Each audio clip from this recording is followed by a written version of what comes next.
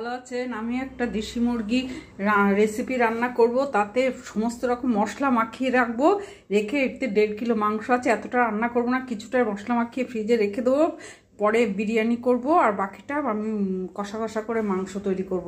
এই দই দিয়েছি, এই মশলা ভাজছি, এই মশলার মধ্যে জিরে, ধনে, সাজিরে, তেজপাতা, গোলমরিচ, 3 রকম লং, দালচিনি, এলাচ, সমস্ত গরম মশলা আছে, জায়ফল আছে, একটু জয়িত্রীর টুকরো আছে, দিয়ে এটা গুঁড়ো করবো মিক্সিতে।